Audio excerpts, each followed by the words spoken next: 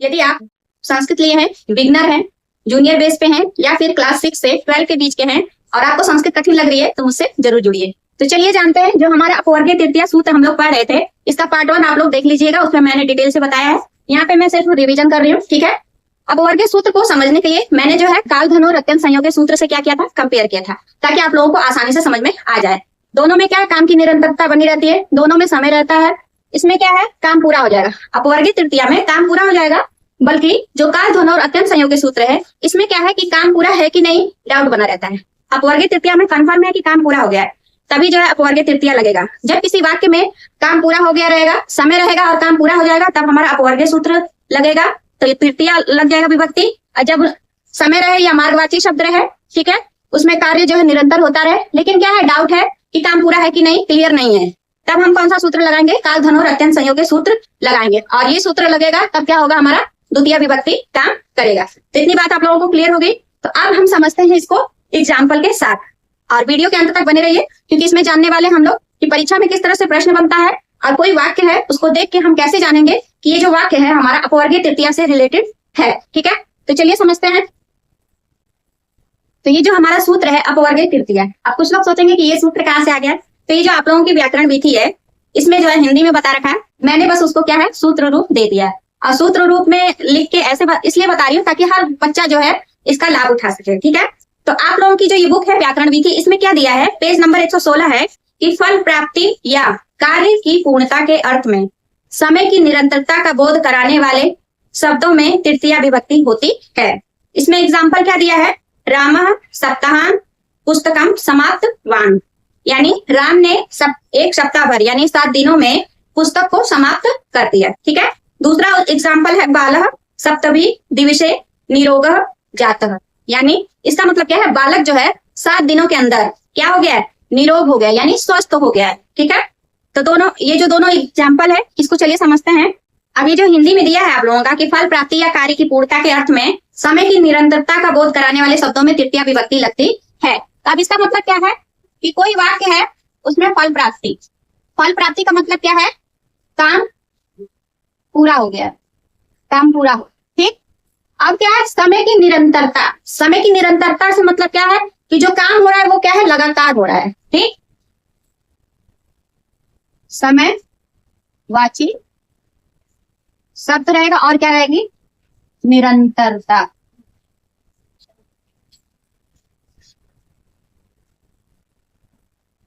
ठीक है।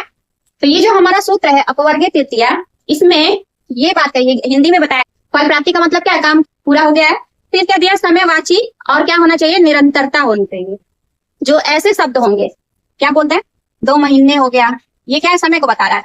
1 हफ्ता हो गया, ठीक है। 1 दिन भी कह सकते हैं आप, 1 घंटा भी कह सकते हैं। समय से मतलब क्या है, 1 घंटा 30 मिनट, 2 घंटा, 6 घंटा, 12 घंटा, 24 घंटा, यानी घंटा में बात रहेगी, चाहे महीने में बात रहेगी, चाहे सप्ताह में, चाहे साल में, ठीक है। जब ऐसा वाक्य आ जाता है कि घंटा लगा हो, चाहे सप्ताह लगा हो, या फिर हमारा मास लगा हो, या फिर हमारा साल लगा हो, ठीक है, जो समय को बता रहा हो, ऐसा जो शब्द है उसमें क्या लगेगा, तृतीया लगेगा, ठीक। किस बेस पे, जो वाक्य उसमें काम पूरा होना चाहिए। काम तो निरंतर होगा समय के अंतर्गत, लेकिन क्लियर क्या है, क्या होना चाहिए कि जो काम हम शुरू किए हैं वो खत्म भी होना कंपलसरी है। तो जब काम पूरा हो जाएगा तब हम कौन सा सूत्र लगाएंगे, अपवर्गीय तृतीया सूत्र लगाएंगे, ठीक है। तो आई होप इतना पता हो गया आप लोगों को। अब चलिए हम लोग समझते हैं एग्जाम्पल के साथ। तो बुक में एग्जाम्पल क्या दिया है उससे समझते हैं। एग्जाम्पल दिया है, रामः सप्ताहेन, रामः सप्ताहेन पुस्तकम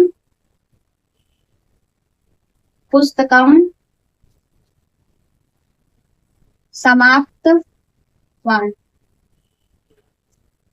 अब ये जो वाक्य है, ठीक है, इसको देख के हम कैसे पता लगाएंगे कि इसमें अपवर्गीय तृतीया सूत्र लगा है, या फिर हमारा जो है कैसे कंफर्म करेंगे। तो चलिए, अब इस वाक्य को जब हिंदी हम करते हैं तो क्या, अब राम ने 1 सप्ताह में जो है पुस्तक क्या है, पढ़ ली है, ठीक है। तो काम पढ़ लिए का मतलब समझ में आ गया कि क्लियर हो जा रहा है इस वाक्य को देख के कि काम क्या है, पूरा हो चुका है। अब समय भी है, ये जो सप्ताहेन है, सप्ताहेन शब्द, इसमें क्या है हमारा, ये समय को बता रहा है, ठीक। और सप्ताहेन का मतलब क्या हो गया, एक सप्ताह यानी 7 दिन लगातार काम हो रहा है। पुस्तक जो पढ़ी जा रही है एक हफ्ता तक लगातार पढ़ा जा रहा है। तो कहीं ना कहीं इसमें क्या है, समय भी है, फिर क्या है, काम की निरंतरता भी दिखा रहा है, और क्या दिखा रहा है, प्लस समय भी है, समय सप्ताह है, ठीक। और जो निरंतरता क्या है, 7 दिनों तक है। और क्या है हमारा, समाप्तवान। ये जो समाप्तवान है यानी क्या है, काम पूरा हो गया है। तो तीनों कंडीशन आ रही है कि नहीं आ रही, समय भी है और समय में काम जो है लगातार भी हो रहा है, साथ ही साथ जो तीसरी कंडीशन है उसमें क्या है, काम पूरा भी हो चुका है। तो कहीं ना कहीं ये जो तीनों कंडीशनें हैं इसको जो है ये वाक्य पूरा कर रहा है। अब जब पूरा कर रहा है तो अब कोई भी कंडीशन होती है, अब जैसे हमें टेट क्वालिफाई करना है चाहे सीटेट क्वालिफाई करना है तो उसका एक पैटर्न है ना कि इतना जो है क्रॉस करना है। जब इसके नियम को पूरा कर रहा है तो ये नियम इसको मिल गया, जैसे हम पास कर लेते हैं हमें सर्टिफिकेट मिलता है कि नहीं। तो ये भी जब क्या इसके नियम को पूरा कर दिया है तो इसमें क्या है हमारा, कौन सा सूत्र लगेगा, अपवर्गे तृतीया। तो जो समय है, समय में क्या है, तृतीया दिख रहा है कि नहीं, ये जो सप्ताहेन है शब्द इसमें तृतीया विभक्ति लगा है। कौन सी विभक्ति लगी है, तृतीया। किस सूत्र से, अपवर्गे सूत्र से। क्यों लगा है अपवर्गे सूत्र, क्योंकि इसमें काम क्या है, पूरा हो चुका है, समय भी है, काम की निरंतरता भी बनी हुई है, साथ ही साथ ये जो वाक्य है काम समाप्त हो गया है ये भी इंडिकेट कर रहा है। अब समाप्त भी हो गया है तो इसलिए यहाँ पे अपवर्गे सूत्र के अनुसार जो ये समय है यहाँ पे तृतीया विभक्ति लगा हुआ है। तो ये क्लियर हो गया आप लोगों को। जो दूसरा एग्जाम्पल है, वीडियो लंबी हो जाती है और कोई बात नहीं है, ठीक है। तो चलिए 2 एग्जाम्पल हैं, दोनों लिख लीजिए। अब वीडियो लंबी हो जाएगी कोई बात नहीं, आप लोगों का समझना बहुत जरूरी है। तब इसी तरह हमारा क्या है, दूसरा एग्जाम्पल है, दूसरा एग्जाम्पल हमारा है बाला, बाला यानी बालक, सप्तमी, सप्तमी या क्या, दिवसे, दिनों से, निरोगा, निरोगा का मतलब क्या है, स्वस्थ होना, ठीक है। जाता मीन्स हो गया, ठीक है। तो अब ये जो एग्जाम्पल है इसमें भी देखिए, बाला सप्तमी दिवसे निरोगः जातः। अब इसमें जो ये सप्तमी दिवसे है, अभी दिवसे यानी 7 दिन, 7 दिन किसको बता रहा है, समय को बता रहा है, ठीक है। तो बालक 7 दिन में स्वस्थ हो गया, हो गया यानी का जो बच्चा है बीमार था और उसने 7 दिन उसकी दवाई हुई लगातार, तो वो 7 दिन में क्या हो गया, सही हो गया, स्वस्थ हो गया। तो ये जो स्वस्थ हुआ है इसमें इस वाक्य को देख के ये क्लियर हो जा रहा है ना कि जो बच्चा था स्वस्थ हो गया है, काम क्या है उसका ठीक हो गया है, जो बीमार था वो सही हो गया है, तो काम पूरा हो गया है। तो निरोगा यहाँ पे जो क्या है, काम को बता रहा है, निरोगा जाता स्वस्थ हो गया है, ये क्या बता रहा है, काम हो गया है। तो बालक और ये जो सप्तमी दिवसे है ये क्या है, हमारा समय है, और समय में समय तो है, समय में काम पूरा हो जा रहा है, इसलिए जो समयवाची शब्द है इसमें क्या लगा है, तृतीया विभक्ति लगा है। इसमें क्या है, तृतीया विभक्ति लगा है, और ये क्या है, काम को पूरा होना बता रहा है, काम पूरा हो गया है यानी ठीक हो गया है बच्चा, ठीक है। तो जो अपवर्गे तृतीया सूत्र से, यहाँ पे तृतीया लगा है, किस बेस पे लगा है, अपवर्गे सूत्र के बेस पे लगा है, ठीक है। अपवर्गे सूत्र से तृतीया लगा है इस समयवाची शब्द में। आ रही बात समझ में। ये तो हो गया हमारा एग्जाम्पल, ठीक। तो मोटा मोटा देख लीजिए कि ये जो दोनों एग्जाम्पल है, दोनों एग्जाम्पल में क्या है, काम पूरा हो गया है ये पता चल रहा है, इसमें क्या है, ठीक हो गया है लड़का, और इसमें क्या है, पुस्तक पूरी पढ़ ली गई है। दोनों वाक्य ये बता रहे हैं कि काम पूरा हो चुका है। अब दोनों में क्या है, जो समय है इसमें क्या है, 1 हफ्ता दिया है, इसमें क्या है 7 दिन दिया है, ठीक है। दोनों बात है कि बस इसको 1 सप्ताह बोल दिया गया, इसको क्या बोल दिया गया, 7 दिन। तो 7 दिन और 1 हफ्ता ये क्या है, समयवाची शब्द है, और समयवाची शब्द में ही हमें तृतीया लगानी है। वाक्य को तो पूरा हम पढ़ेंगे और उस वाक्य में यदि काम पूरा हो गया है तब हम कौन सा सूत्र लगाएंगे, तृतीया लगाएंगे, और किस सूत्र से, अपवर्गे सूत्र से लगाएंगे। तो इतनी बात क्लियर हो गई। अब चलिए एग्जाम्पल आप लोग समझ लिए, आप समझते हैं कि अब इसका मोटा मोटा पहचानने का तरीका क्या हो गया। पहचानने का तरीका आप लिख लीजिए, और उसकी पहचान कैसे करेंगे। कोई वाक्य है, ठीक है, जो वाक्य है उसमें सबसे पहले देखेंगे समयवाची शब्द, अब समयवाची जो शब्द है वो किस तरह से मिलेगा? सप्ताह के रूप में मिलेगा, मास यानी महीने के रूप में मिलेगा, साल यानी वर्ष के रूप में मिलेगा, या फिर दिन, घंटा, इस तरह से मिलेगा। ठीक, तो जो समयवाची शब्द है और क्या है उसमें, जो काम है वो लगातार होगा, निरंतरता बनी रहेगी। साथ ही साथ उसमें तीसरी कंडीशन क्या रहेगी कि काम पूरा हो गया होगा, काम पूरा होगा। अब इसमें क्या है, किताब पढ़ ली गई और इस उदाहरण में क्या है, बच्चा स्वस्थ हो गया है, तो दोनों का जो है काम क्या है, फल प्राप्त हो चुका है। तो हम क्या लगाएंगे, तृतीया। कौन सी विभक्ति लगाएंगे, तृतीया। किस सूत्र के अनुसार, अपवर्ग के सूत्र के अनुसार। इतनी बात क्लियर हो गई। निचोड़ यही है कि कोई वाक्य है उसमें समयवाची शब्द है और काम की निरंतरता बनी हुई है, साथ ही साथ यदि वो काम जो है पूरा हो चुका है तब हम उस समयवाची शब्द में किसमें लगाएंगे, समयवाची शब्द में लगाएंगे। जैसे मास में, दिन में, महीने में, सप्ताह में, ठीक है, साल में, जो समयवाची शब्द बता रहा है 2 घंटे 3 घंटे, उसमें हम तृतीया विभक्ति लगाएंगे। किस सूत्र से, अपवर्गीय सूत्र से। अब चलिए हम जानते हैं कि परीक्षा में हमारा प्रश्न किस तरह से बनता है। अब जैसे ये वाक्य दिया है, रामः सप्ताहेन पुस्तकम समाप्तवान, ठीक, इस तरह से देके पूछ देगा कि इसमें जो है, जो सप्ताहेन शब्द है, तृतीया विभक्ति किस आधार पे लगी। ठीक, एक जो है हमारा रिक्त स्थान बेस पे पूछ सकता है, रिक्त स्थान भरिए, ठीक है। दूसरा पूछ सकता है कि विभक्ति कौन है।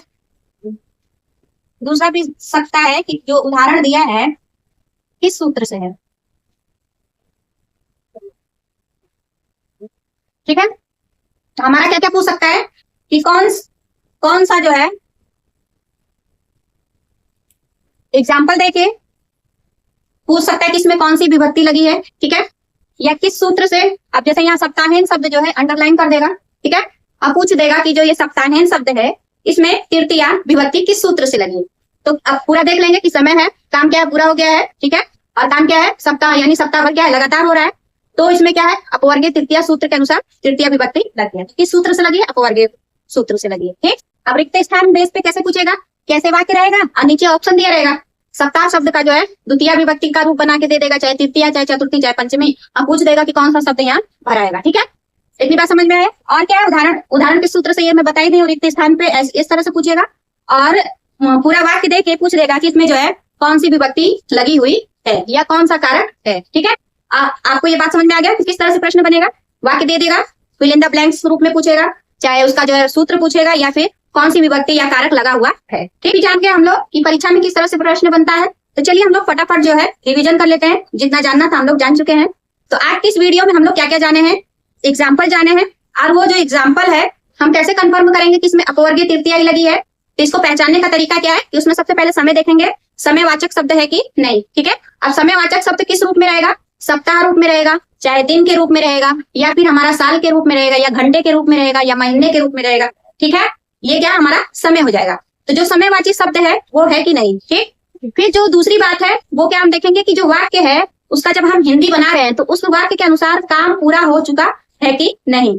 यदि हिंदी हम बना रहे हैं और काम जो है पूरा हो चुका है तब हम उसमें कौन सा विभक्ति लगाएंगे, तृतीया विभक्ति लगाएंगे। किस सूत्र से, अपवर्गीय सूत्र के हिसाब से। ठीक, फिर इसको हम क्या जाने हैं कि कैसे पहचानेंगे। तो जो वाक्य होगा उसमें हमको क्या है, तृतीया जो समय है, समयवाची शब्द है, उसमें हमें तृतीया विभक्ति लगा हुआ दिखाई देगा। यहाँ पे जो हमारा सप्ताहेन शब्द था इसमें तृतीया विभक्ति लगी थी कि नहीं। तो जो समयवाची शब्द होगा, वाक्य है तो वाक्य में जो समयवाची शब्द होगा उसमें देख लेंगे तृतीया विभक्ति लगी हुई है कि नहीं। ठीक है, तो जब तृतीया विभक्ति लगी है और काम पूरा हो चुका है तब किस सूत्र से होगा, अपवर्गीय सूत्र से होगा। ठीक, कंफर्म हो गया। कैसे पहचानेंगे, अब मान लो काम पूरा नहीं हुआ है तब हमारा क्या है, द्वितीय लगेगा समयवाची शब्द में, चाहे मार्गवाची शब्द में, लेकिन उसमें क्या है, काम पूरा नहीं होगा। जो वाक्य होगा उसमें काम पूरा हुआ है कि नहीं ये कंफर्म नहीं होगा, तब हम क्या लगाएंगे, काल, घन और अत्यंत संयोगी सूत्र लगाएंगे। ठीक, तो ये बात आगे समझ में अब है कि परीक्षा में प्रश्न किस तरह से बनेगा, रिक्त स्थान के रूप में बनेगा,